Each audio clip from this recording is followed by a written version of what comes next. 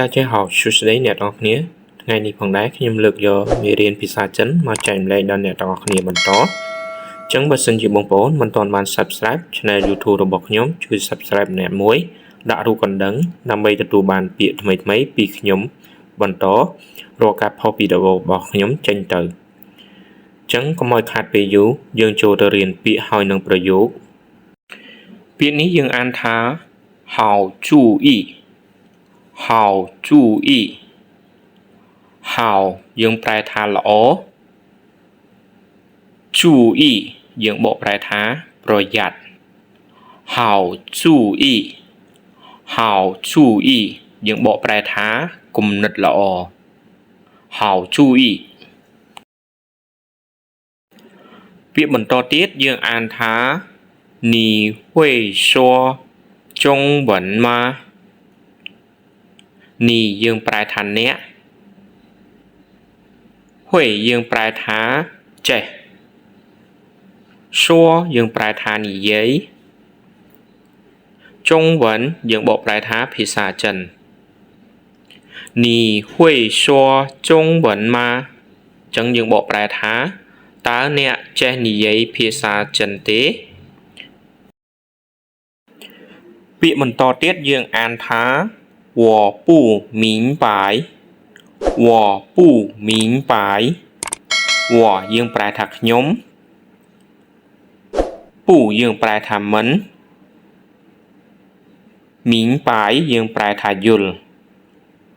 我不明白我不明白ចឹងយើងបកប្រែថាខ្ញុំមិនយល់ទេពាក្យបន្តទៀតយើងអានថា我想买我想买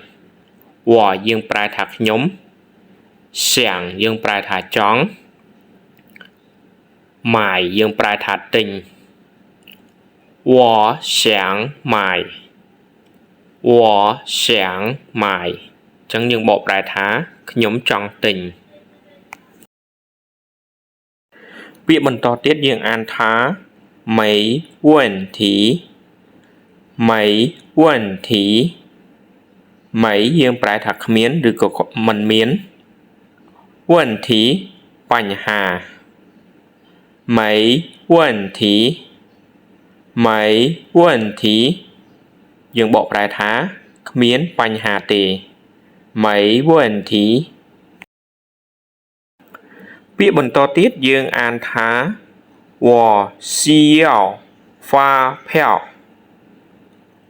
我យើងប្រែថាខ្ញុំ需要យើងប្រែថាត្រូវការ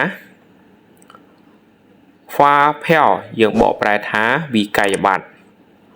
我需要发票我需要发票យើងបកប្រែថាខ្ញុំត្រូវការវិក័យប័ត្រពាក្យបន្តទៀតយើងអានថា今天是星期五今天យើងប្រែថាថ្ងៃនេះ是យើងប្រែថាគឺជា星期五យើងបកប្រែថាថ្ងៃសុក្រ今天是星期五今天是星期五យើងបកប្រែថាថ្ងៃនេះគឺជាថ្ងៃសុក្រពាក្យបន្តទៀតយើងអានថា他在学校他在学校他យើងប្រែថានាង在យើងប្រែថានៅ学校យើងបកប្រែថាសាលារៀន他在学校他在学校